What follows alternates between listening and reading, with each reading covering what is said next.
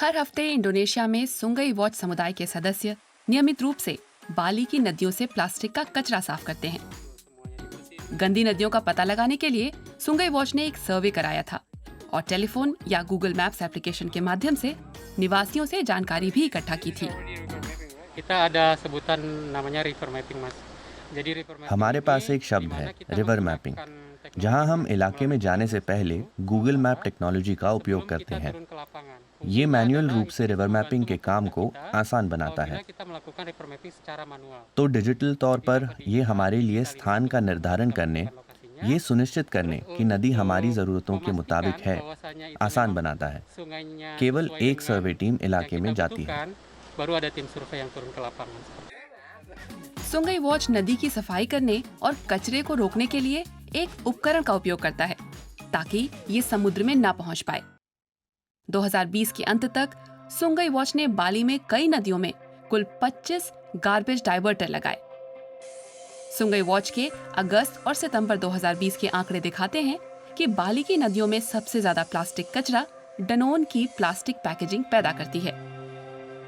दूसरे और तीसरे स्थान पर है यूनिलीवर एंड विंग्स की प्लास्टिक पैकेजिंग। सुंगई वॉच का आइडिया गैरी बेंचेगिप का था।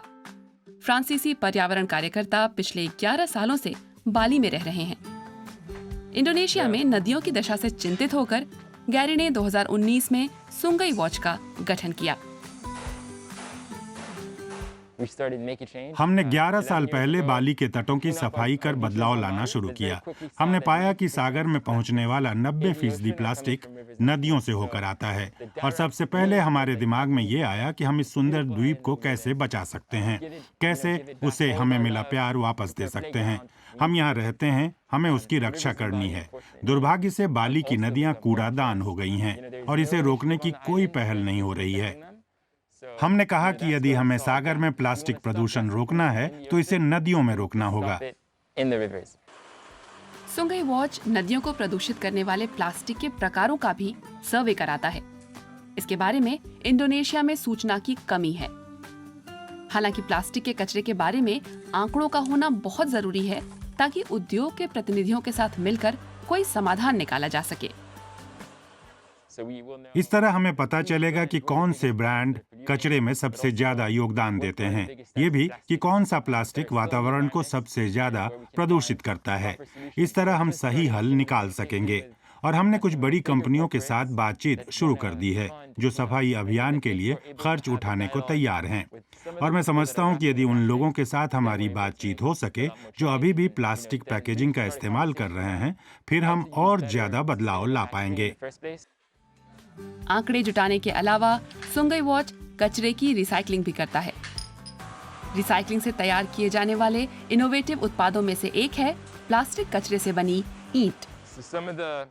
ये कुछ दूरगामी समाधान हैं हम जिन्हें एक्सप्लोर कर रहे हैं। क्या ही अच्छा हो कि इस तरह की बोतलों, बॉटल कैप, स्ट्रॉ, पैकेजिंग और इंस्टेंट नूडल पैकेज को ईंट में बदला जा सके।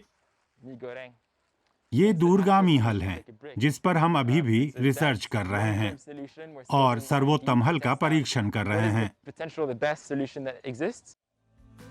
सुंगई वॉच सफाई अभियानों में स्थानीय निवासियों को भी शामिल करता है। साथ एक ऐसा प्लेटफॉर्म भी बनाने की योजना है जहां स्थानीय निवासी कचरा इकट्ठा करने का खुद अपना सिस्टम बना पाएंगे।